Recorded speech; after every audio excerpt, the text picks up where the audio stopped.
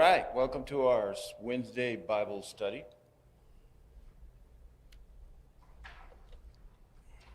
If you would like, go ahead and open up your Bibles to 2 Samuel chapter 10.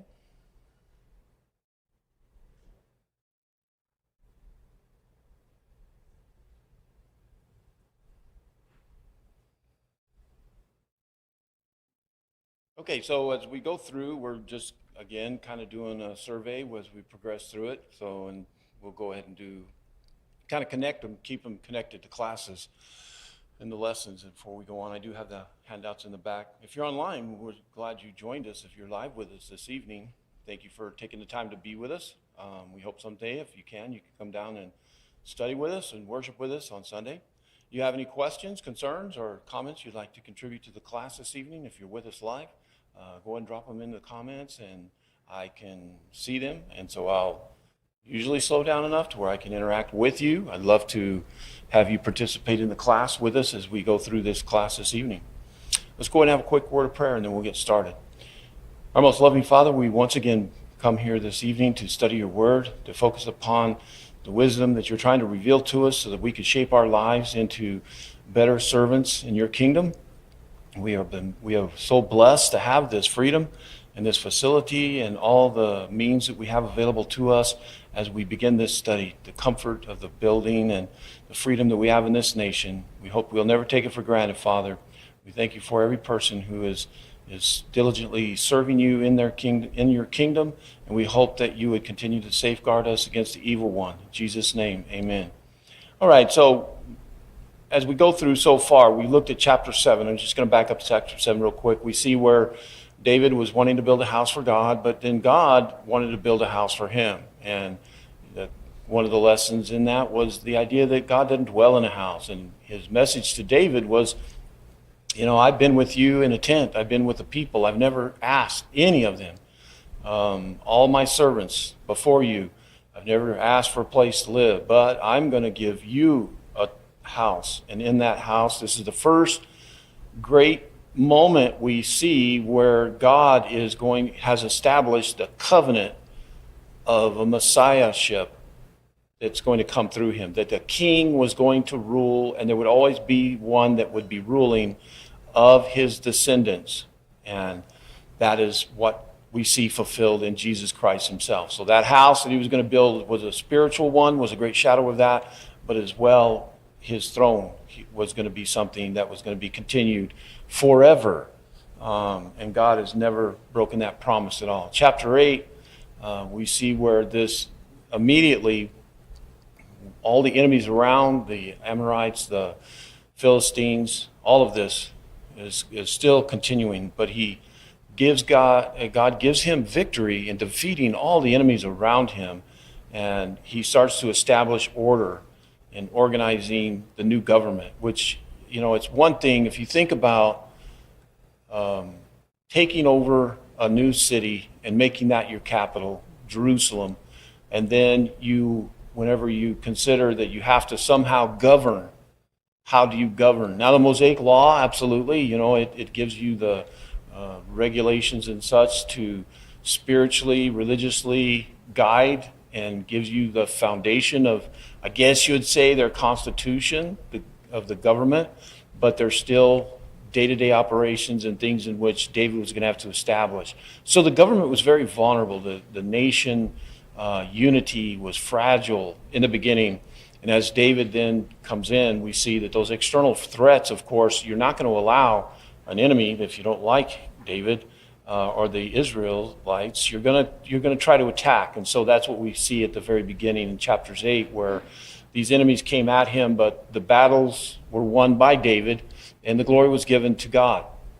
And then chapter 9, we see this covenant promise where between Jonathan and David, going all the way back when he first comes on the scene after killing Goliath, that Jonathan and him had made a bond.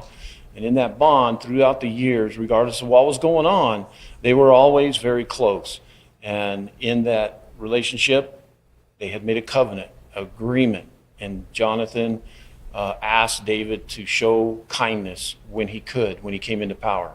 And this is later, after all the years and everything that's happened. Then David then turns and looks and he says, is there anyone left of the house of Saul that I may show kindness to? And so he does. He finds Mephibosheth. He's the last living son of Jonathan, the grandson of King Saul, but he has been crippled. He's in hiding because there's a lot of reason for him to be hiding, because you could use him as a puppet. He's a threat to those in power. So, but that's not what David does. David, if anything, shows extreme kindness, not just, being nice to him, but restores the lands and things of his grandfather. He then brings him into the inner circle, and he eats as a son of David. So this is a covenant kindness. And this is something, again, it's not the way the world works. You get rid of your potential enemies. And so here's this guy who has, as God has described, you're a warrior, and you're not going to build my house, but your son will. And we know that he was told it's because of the blood on your hands. The amount of people that he has killed has caused sort of a separation where God says, I don't want you building my house. But yet at the same time, he loves David, and he establishes that covenant. And this, when we see this kindness that he shows to Mephibosheth, is something that I think reflects the reason God saw such greatness in David. Then chapter 10 that we're going to look at tonight is, again, kindness, because we saw that as things were settling down with the foreign policies and relationships, that people were showing respect to him. We saw the king of Tyre provide Lebanon lumber to build him a palace, and he subdued most of those enemies. Most of them were very afraid of him, and put him into subjection. And so most of the kings that have nations and people subjective to them, they can rule a couple of ways. And one of the most popular way was through fear, was to keep them in subjection, because you're too afraid to try to do anything against what that ruler has you under subjection. They're paying tribute to him. So you do it through fear. That's not what David's doing. David is doing his job through kindness, but he does have the power. And that's why chapter 10 kind of ties in. I mean, if we look at this flow, the narrative, the way it's flowing here with the book of Samuel, you can see this progression that God, I think, is trying to reveal to us even today as looking at this. But this time we're going to see where his kindness is going to be misread and rejected. So how it fits in, we see that the overall situation and the context is David is secure enough to where he's relaxed. He doesn't look at, like if you saw a king of your enemy die, you'd go, woohoo, right? You'd go, wow, yeah, because this king that dies is one that has been a thorn in his side, he's got some history with him. But that's not the way, he's secure because he's not insecure about threats. He knows that God is with him, God has delivered him. But so in this, it's and again, another unusual kind of thing where the gesture that he is going to give to this neighboring king is a sign of maturity and security of who he believes he is. But the Ammon's rulers are going to interpret this as espionage. They're going to look at it completely different, and we're going to see some bad decisions.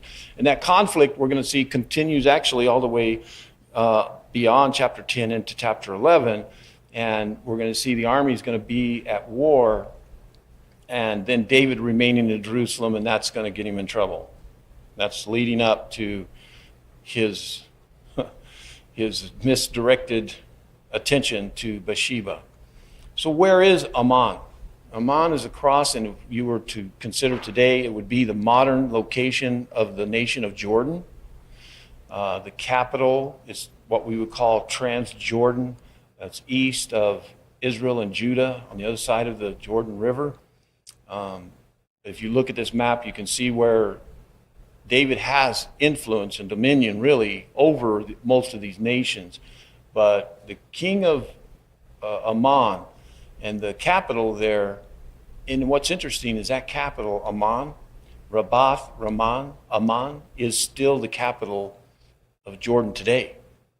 So it's one of the most ancient cities archaeologically and historically, has a lot of history.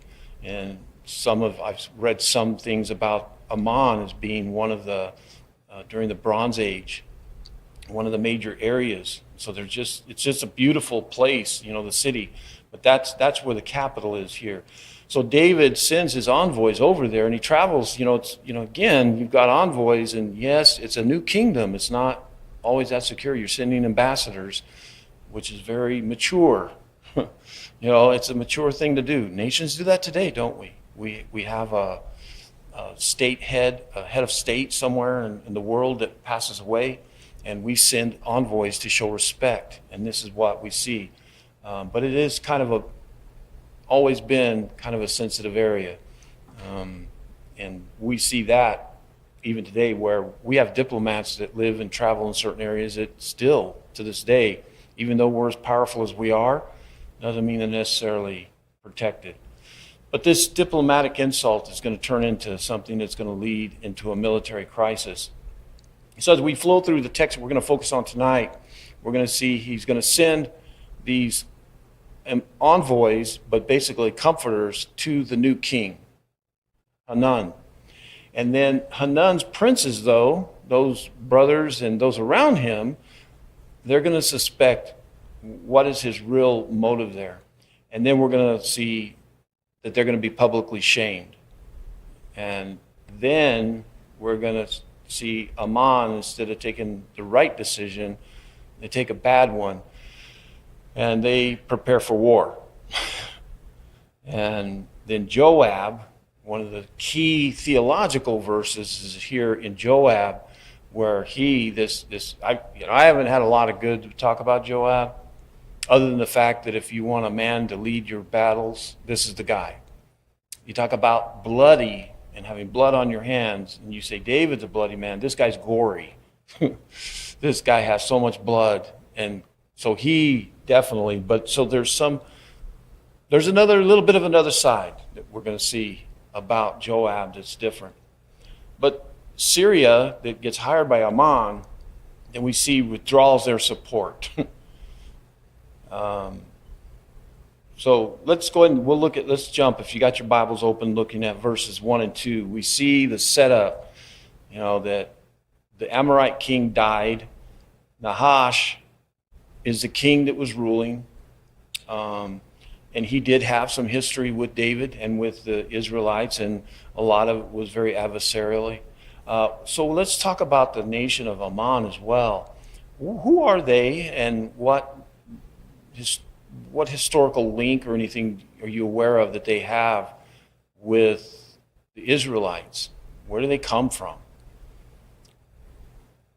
Yeah, that's kind of one of those, bonus questions, kind of a deep one. But they're related. They're related. Ammon is related to them. Their relationship is much more obscure. Where they come from. They come from Lot. They come from one of the daughters, the youngest daughter of Lot's son. So their descendants from there, they have these connections. It's interesting because we see later on, and we see it even before, where the relationships of, the descendants of Esau, Edom, the descendants of Lot's children, those become these nations that they have always, and they have a connection that God doesn't forget about. We see the way the Edomites later, years on after David, many years later, when the Babylonians come in and destroy and conquer and lead people off, their behavior, the way they treated their brothers, fellow descendants, horribly. They literally were like setting up checkpoints and rounding them up and turning them back over to the Babylonians. And God didn't forget that. So even though they're very distantly related, you'd say, that's not that big a deal. But God always saw that, you still have a connection. So that Ammon comes from the youngest daughter of Lot. Her son is who then the Ammonians come from. And so we see this here, the relationship. He says, and David said, I will deal loyally with Hanun, the son of Nahash, as his father dealt loyally with me. So we see that they had a good relationship. Whereas we saw that with Moab, something went wrong with Moab. Remember, Ruth was a descendant from Moab. She was a Moabitess. So it's interesting how we don't get a lot of historical events that occur that set up to whenever these engagements, like we're reading now, why Ammon now, is close as well. Because at one point we know that King Nahash was not that friendly. If you'll recall, where Nahash's history links in most recently in 1 Samuel, was he invaded Gadesh, and that's the city right on the other side of the Transjordan, and that's where Saul becomes solidified as a king by going in and rescuing them. Well, they were attacked by this king who has passed away. So at this point, though, maybe it's because he subjugated him, and this king of Ammon, Nahash, was in a good relationship. He says he's been loyal to me, so I'm going to show my loyalty, and so I'm going to send comforters to his son, and show respect. It's like somebody showing up at someone's funeral and then being totally humiliated and embarrassed. Why would you? That's pretty harsh, isn't it? I mean, they're there at a moment when you're grieving, the fact that they took the time to show up and come, and then here you have these people, these envoys, travel such great distances with the sole purpose of consoling and extending their condolences. It should show that the respect that David had for his father. And that to me would be encouraging to say, this powerful king, David, is now showing my father respect and me by sending an envoy to come and give us his condolences. And he remembers that kindness. That's what it is. It's about his father, and that's why he is getting it extended from David to himself. And so that's where I see this maturity as David as a king. This is the guy who's gone from, you go kill 100 Philistines, I'll give you my daughter, and he's out of the town. Poof, he goes and does it. He's a guy who has that feistiness and that tenacity about him. But at the same time, this isn't the shepherd boy no more.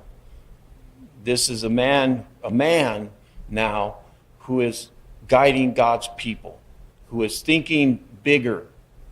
He's not thinking survive the day, get away from Saul. Now he's thinking nationally. We saw that in the way he located Jerusalem. Jerusalem was a city where the Jebusites lived, and nobody had occupied that as far as the children of Israel. So what did he do? He took that as a neutral place that he could establish and rule from there. He's doing a lot of things, and this is one of the international things that you want as a leader. To me, I've always felt and I've always wanted our president to represent us with respect to the world.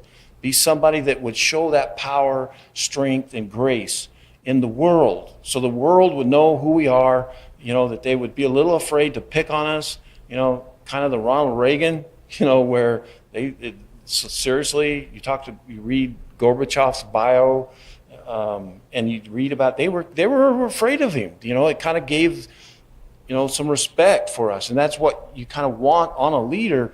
But you don't want somebody that's also just out of control. You want somebody with some balance. But if you have to, you're not going to mess with them. And that's kind of where he has learned the balance of what he does, and we will see that in actually the way he handles this terrible situation. What David does, and it's kind of a little obscure, but he makes some decisions that he just doesn't go what we would call nuclear on everyone around there. So, but in verse 3, we see that that's not what the new young king sees. Isn't it always the young kings that get in trouble? It's all, you know who I thought of? Who you thinking of? Rehoboam? Rehoboam? He's Solomon's son. When Solomon died, who was he listening to? The young buddies, the young advisors. The old advisors told him, hey, your dad was one harsh man. You don't do it like that. The younger one's going, you want to prove yourself as a man, as a king? You're going to have to be twice as hard. And he was. And how'd that end up? Split the kingdom. This is what came to my mind was, here's this young ruler who's coming into power, and he's listening to the wrong people.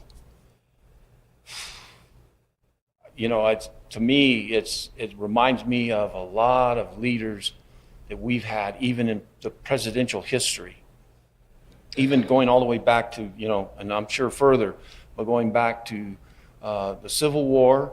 And if you read some of the biographical books and things about Lincoln and the people that surrounded him and who he was listening to and how many he fired, there's a book, it's called Lincoln and His Generals.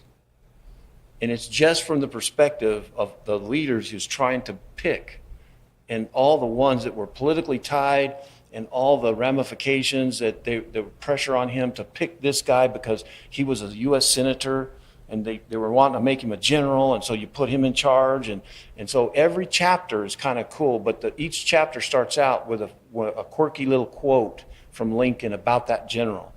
Just one, and we'll move on, was Sherman. The chapter was, that fox went in the hole and we don't know where he's coming out. And that was Lincoln, when Sherman took off and went down south, right? He just, it's like, but that's the point, is that where you get into a position of power, the people around you are so important. We see a lot of presidents, and staying with Grant, who was himself a very honest and honorable man, a fantastic, leader in military. But once he got into power, the people around him were corrupt. There was a lot of corrupt people around him, and very questionable decisions and the motives and stuff. So, and everybody wants to get close to it. And that's what I see here with this young king, listening to him. But he never corrects. When you make a bad call, you got to be willing to stand up and go, all right, I really messed up. How do we fix this?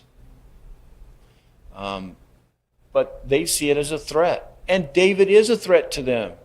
If you see it purely from the point of power and the economy and all of that, yeah, he's an absolute threat. But he's not, though, in a lot of ways, because he's sending envoys to show honor and respect because of the great relationship he had with your father. But he sees this kind of like a Rehoboam in that. No, they're here. That's what they tell him. No, they're not here to give you condolences. They're here basically to search and spy out the city so they can overthrow it. They're not at war. David is settled. He's already got them under his thumb. So that bad counsel turns peace into conflict. And that suspicion, though, is what we see becomes a lens for everything. And that's what happens with suspicion.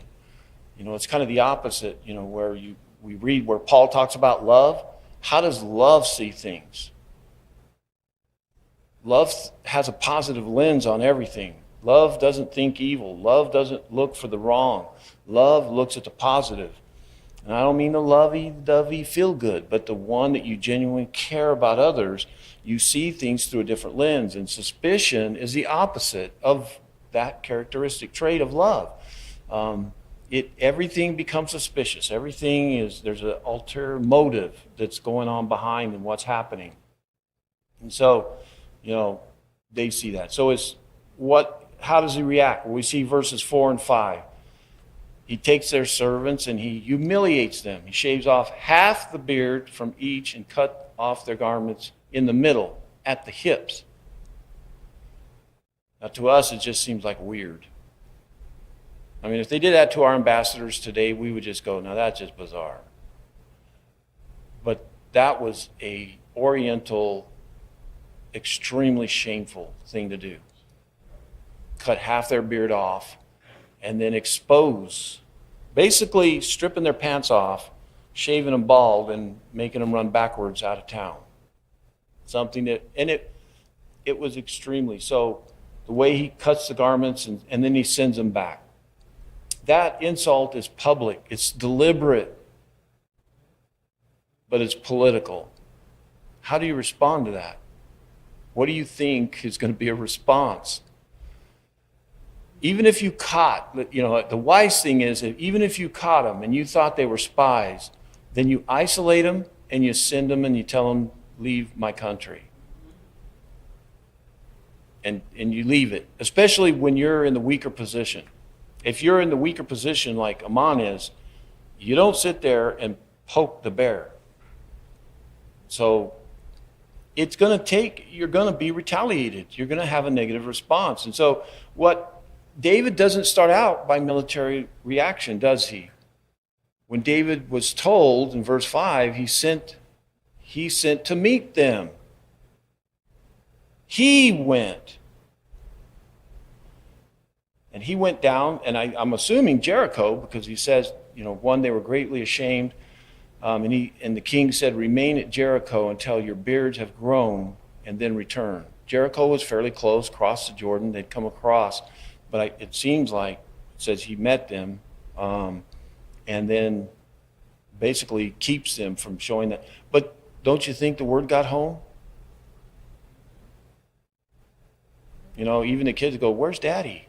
The wife's going, hey, Bill went on that trip over there to Ammon. Where's he at? Was he dead? No. What's going on? Well, they shaved his beard in half and they stripped his clothes. What? So it kept them from being exposed publicly in person, but that the story wouldn't have been able to be hidden. But David protects the dignity of these soldiers, the humiliation. And what we see now, really in 6 and 8, is this pride escalating the conflict. When the Amorites saw that they had become a stench to David, I like that word. I like that description. Because you think of a stench, what do you think of? Think of a rotting body, something that is so repulsive that, like the refrigerator, that you didn't know something was rotten, and you come home from vacation and you pop the door and you go, whoa! And you just slam the door shut because it's like, oh my goodness, what? Or your trash can when you go to take it out and you forgot how rotten it was, into the curb, and you drag it, you go like, oh my, it's so repulsive. It's graphic, isn't it? Isn't it a great picture? When I first read it, I thought, well, that's kind of, and then you start thinking about how you have responded to something that hit you. And that's that great description of how it was. They realized they had become a stench. What does that mean? They understand. They've crossed the line, right? But they don't seem to understand, instead of submitting themselves and saying, okay, we made a mistake, we've become a stench to David, we need to resolve this by going and talking to David. Let's fix this relationship. Send some envoys. Maybe we cut their beards down and strip them down and make them travel to David, humiliated, in other words.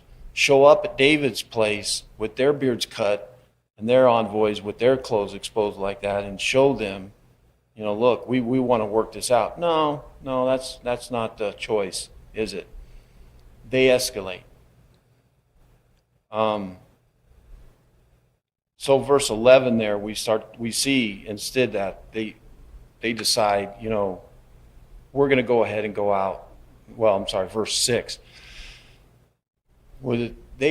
They're not large enough on their own. They don't feel comfortable enough that they can take David. So what do? They go and they hire basically some mercenaries, some of the Syrians, and some of the Armenians. So they have two groups here that they basically are getting from up north. There's enough time you can see has lapsed. Again, remember, you can't move people very quick. So there's movement going on, and there's probably at least by the time you walk or send an envoy to go up into Syria from where they're at and spread the word and then hire people and organize them and to get them to then travel down from Syria down there to form up and everything, you're looking at months. I don't know how long, but 30 days would even be too quick. There's time is going on, in which we can tell because Joab is preparing. They know that they're on a war footing.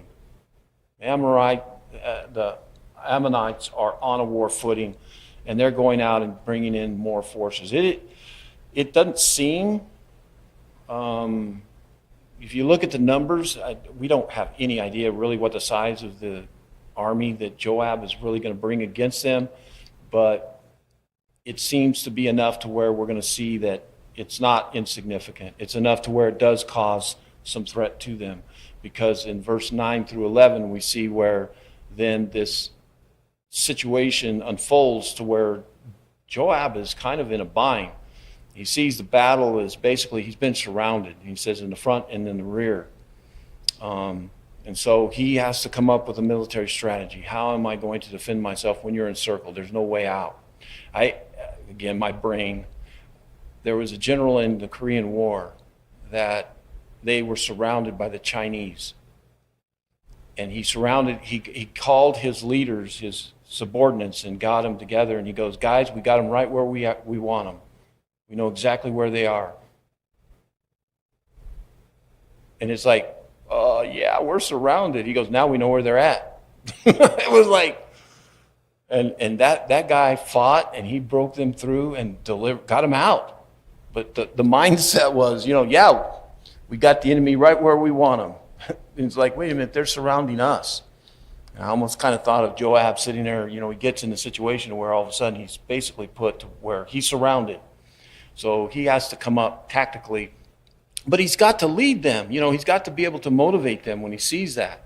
And so he gives half of them to his brother Abishai and sets him up against the Amorites. And then verse 11, when he sees that, as he divides them up and gives half to his brother, gives him command, he gives the instructions. The plan basically is what we call mutual assistance. Wherever the battle is the worst, if I'm not able to handle this, Joab says, then I want you to then shift over.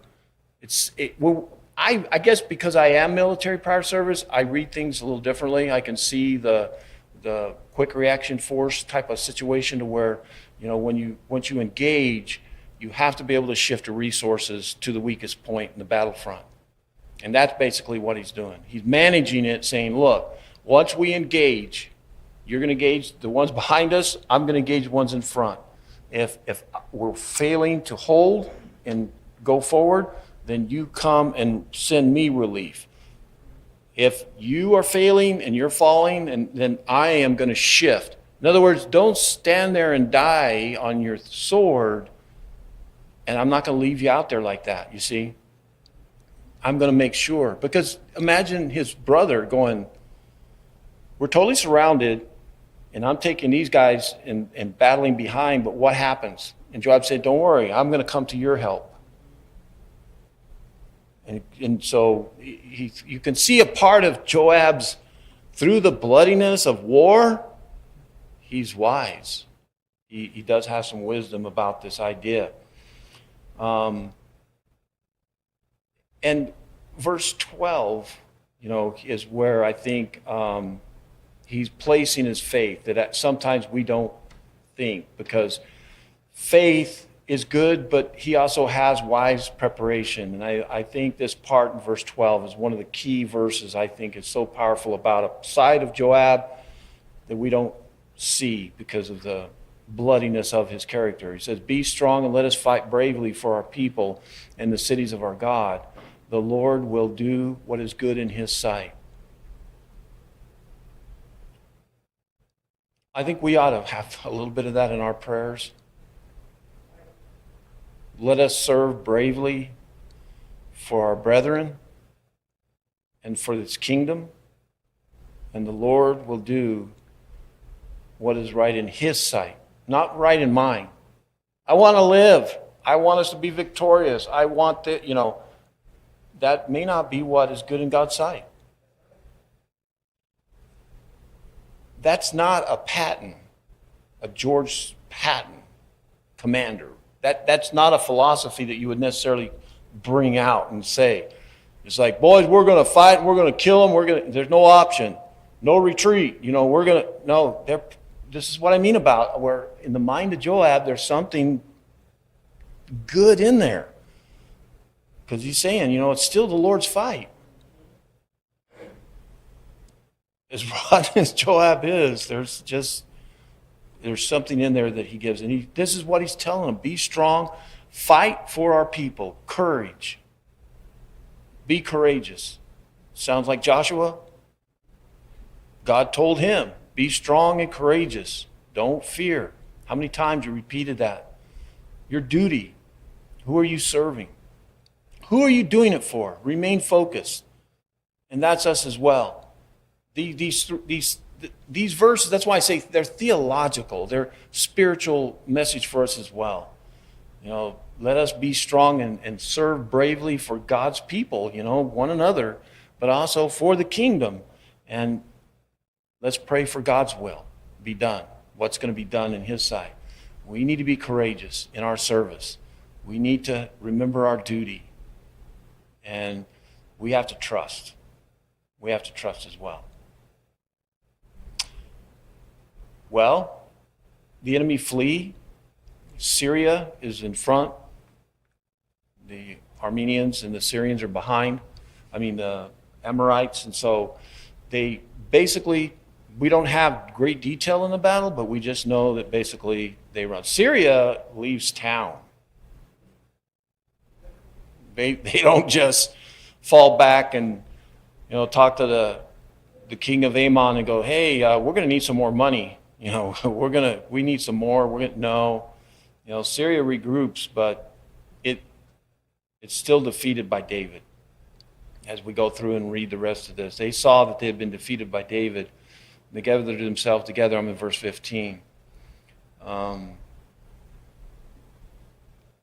Hadazar, we saw last week where David, during part of him securing the kingdom, had intruded. David had extended up north all the way up to the Euphrates. Hadazar was the king who was trying to go back and re-influence and his power. We saw the way David had already defeated him once. So they hire these allies to come and help Ammon again. But again, this is something where the battle is the Lord's, right? The battle is the Lord's. So some of the major themes we see here is that a lot of times kindness can be misunderstood, but it's the right thing to do. You don't look. In other words, David didn't go, the loyalty to his king, I want to show some kindness, so I'm going to send envoys, but they're probably going to embarrass him, so I'm not going to do it. No. The kind thing was to go ahead and send the envoys. It wasn't. So kindness, even though it may be misunderstood, and a lot of times you may do some kind things for people, and sometimes it's misunderstood. They may look at you and think, oh, I know why you're doing this. Don't worry about it. It still remains the right thing to do.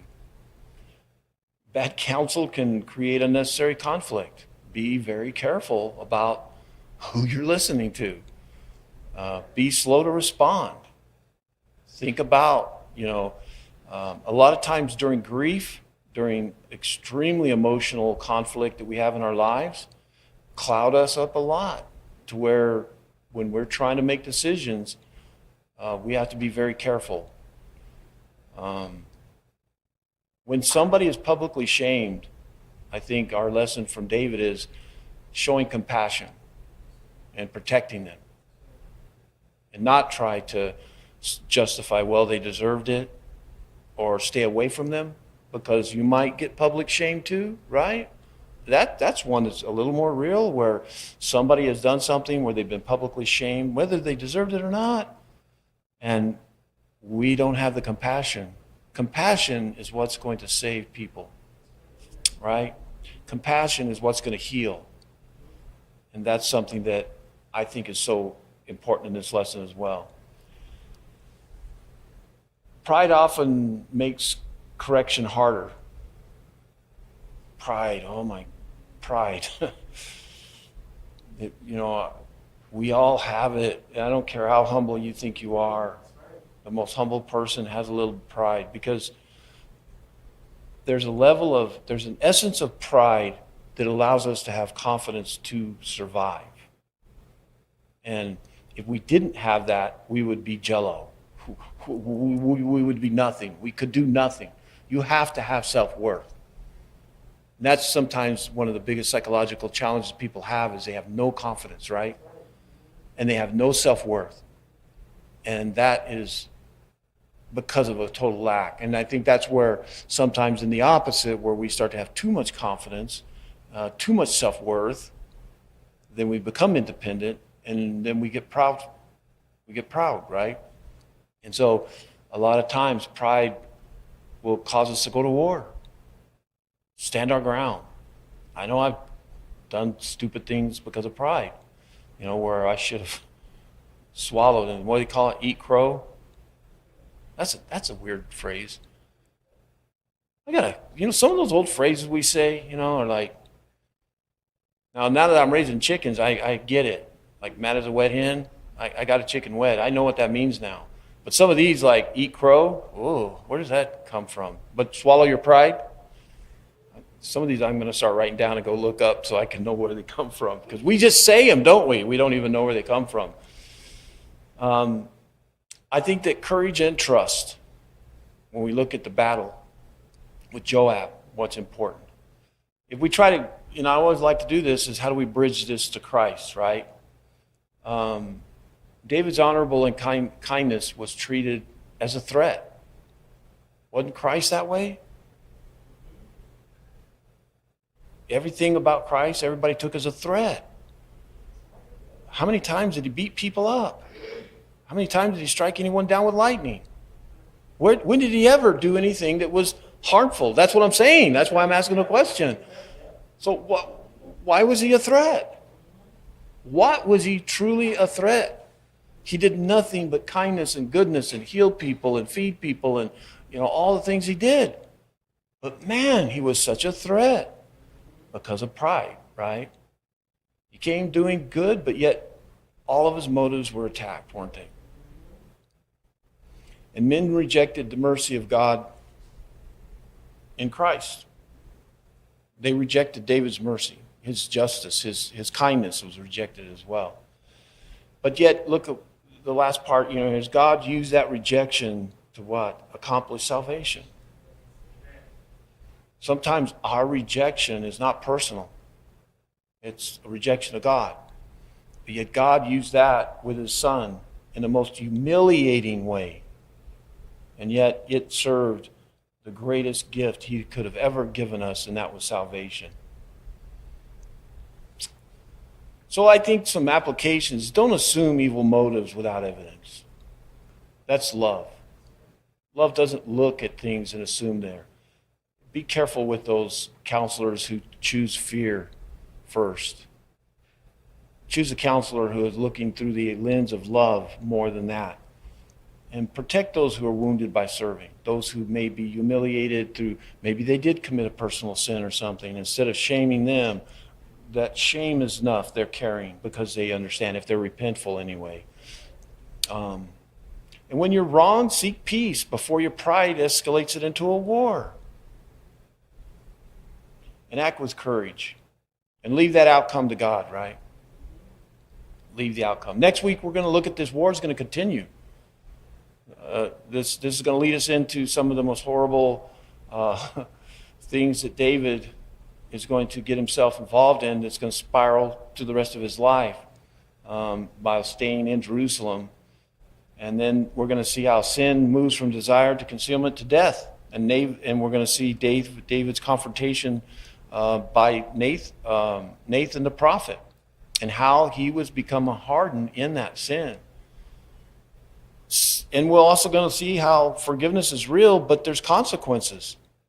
We may be forgiven and we're healed in our relationship with God, but it doesn't mean he's going to take away the consequences. And David is absolutely going to suffer some extreme consequences of what he is going to end up doing. All right, that's the class for tonight. Any closing thoughts or comments? It kind of march right through there, or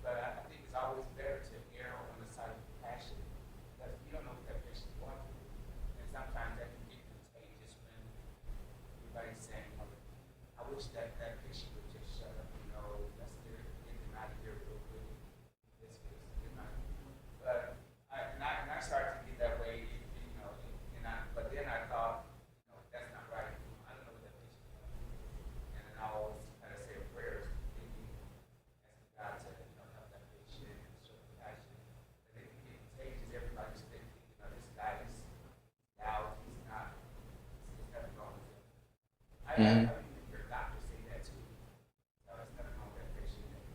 Mm-hmm.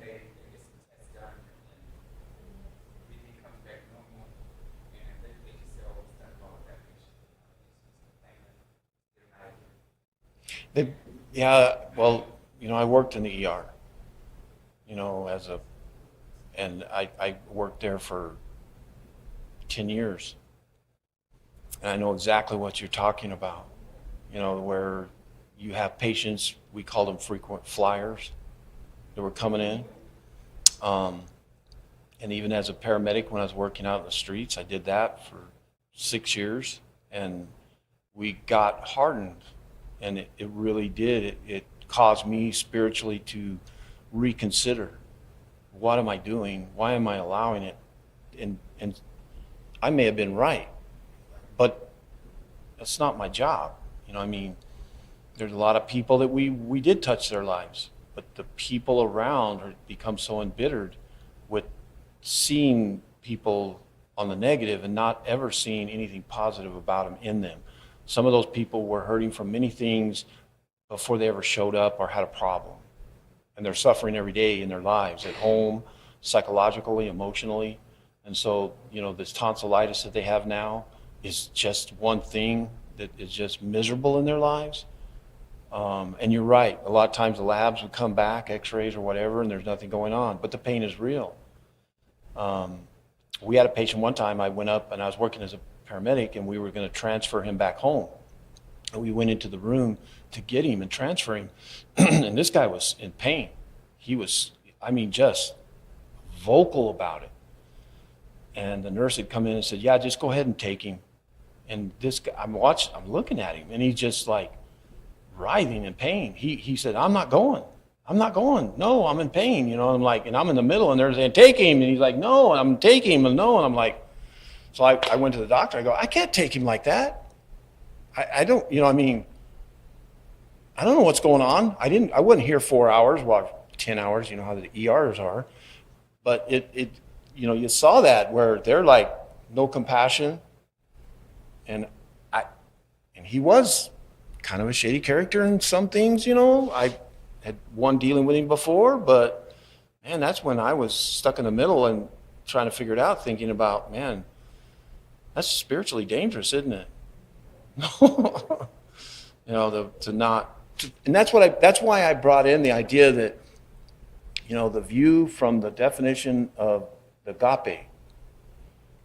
How would love, agape, look at situations? It doesn't look at it negatively. It doesn't want the worst. It doesn't expect, it's a positivity, and not saying this person's good, but you're not looking for evil. You're not celebrating because they're suffering. You want the best for them. And all of that is the definition of agape. And that is so hard for us to master. And that's why it's so interesting to see it come through with David, as complex as who he was as a person. And then looking at the way we saw the faith of Joab. It's real. These are real people that we can sit and enjoy and look at. And hopefully, like my prayer at the beginning of the class, hopefully we can sit and absorb some of this and shape who we are when we leave here tonight, or after we've watched the lesson, that would make us a better person for those who are exposed and embarrassed, or ourselves, and not using pride to go out and stop us from making the right or incorrect assumptions of what's going on, and pride to not make a correction when I mess up, like the king did, this young king. That's what I mean about we have to slow down and try to make them very personal. Otherwise, they're just good old stories in the Bible.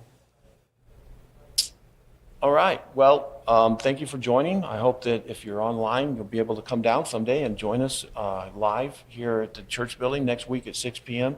Sunday morning at 9:45, Bible study. We're continuing to study the Gospel of Mark. And then our lessons, we're going to start on the sermons. We're going to look at the letters of John, 1st, 2nd, 3rd John. And then in the afternoons, we're studying the book of Isaiah. So until then, I hope at one point or another, you'll be able to come down and join us. Until then, God bless.